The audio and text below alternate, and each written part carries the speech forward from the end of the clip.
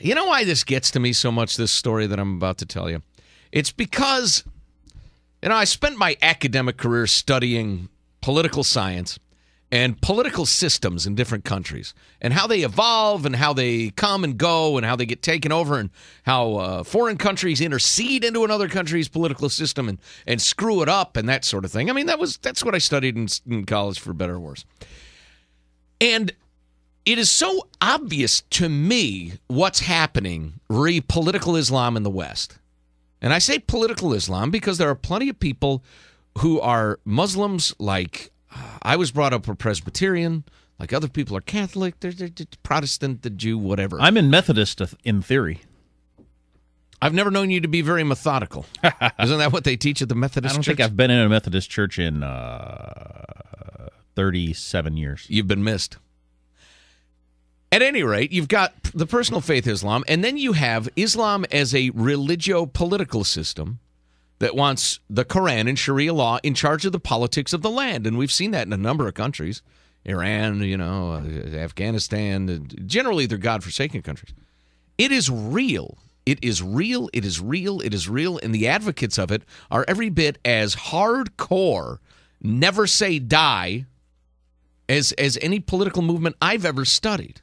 From, the great Enlightenment, our own founding fathers and people like them in Great Britain and Europe, to the Bolsheviks, to, anybody else you want to cite.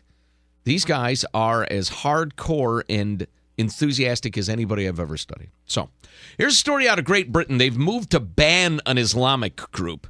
The name of this group is Islam for UK, and it's the number 4. So evidently Prince is involved in this. Or they texted a lot. Or they text a lot, yeah. Islam for UK. They evolved, they call themselves a platform for promoting the views of an extremist Islamic group that was banned in the UK, Al-Mahajirun, which praised the hijackers of the September 11th attacks on the United States as heroes, and supports all those attacks. They were banned, but then, they just reformed with another name, which is an idiotic, method of trying to get anything done by Britain, but they don't have the balls to ban the people or ship them out or jail them or whatever else. Send them to Gitmo. Keep Gitmo open, by the way. I got to get a T-shirt. I got to sell T-shirts. Say, keep Gitmo open. Gitmo. Gitmo. So anyway, the latest flap has to do with the fact that this Islam for UK group was getting ready to stage a march through a little town called Wootton Bassett. It's about 70 miles west of London. Is that one of the many towns you stopped in the local pub, Jack? Maybe. I don't know. I was a bit inebriated. During the September 11th attacks, Jack was in a foreign land cavorting. Anyway. This town is notable because it is very close to a nearby military base where the coffins of British soldiers are flown home and then transported to London or wherever they go next. And there is a tradition in that town, and it brings a tear to the eye, and we've seen it in America in various towns, where they line the streets in respect and at attention, the residents of the town, when British soldiers come home to be buried.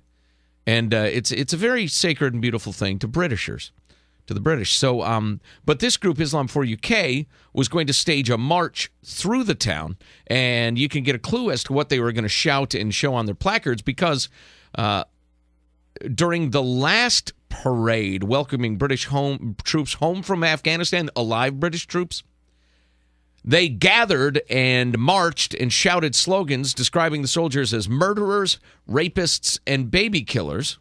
Wow. Baby killers, where does that come from? I don't know. Your drone attacks or something like that. One of the strategies of the Islamists is to hide among civilians so that when and if they get killed, they can, shout that the oppressors are killing babies. It's their strategy. And since the babies go to heaven to be with Allah and get a bunch of virgins, I guess, I don't know, what does a baby want with a virgin? Maybe breastfeeding.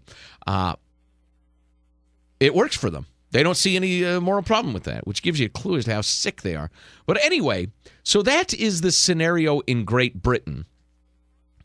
And they've had a trial they put him on trial for violating various British public order laws, specifically using threatening, abusive, or insulting words or of behavior likely to cause harassment and distress, which is a little different than American law for disorderly conduct and stuff. But guys were given little fines and conditional discharges. It's like probation.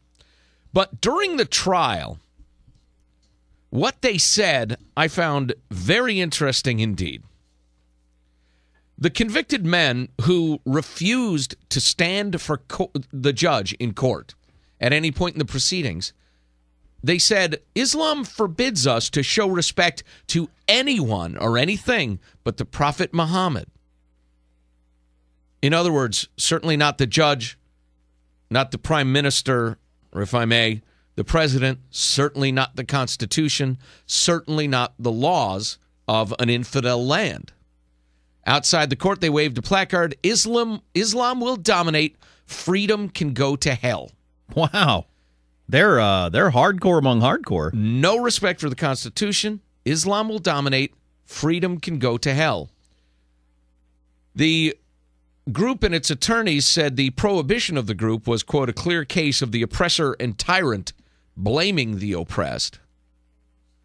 And finally, and you've got to put these puzzle pieces together, finally, one of the defendant's lawyers, Sanal Dashani, said, quote, if you believe in freedom of speech, you have to accept that some things will be said that you like and some things will be said that you do not like.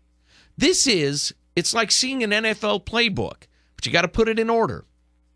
Insisting on freedom of speech, using that freedom of speech to say we will not respect the laws and constitution of this land, we demand Sharia law and freedom can go to hell, Islam will dominate. And then when the British say, whoa, no good, whoa, freedom of speech, your own laws for an open society say you have to permit this, and they chip away till they get what they want. And what's the defense in a, quote, open, freedom-loving society? I don't know.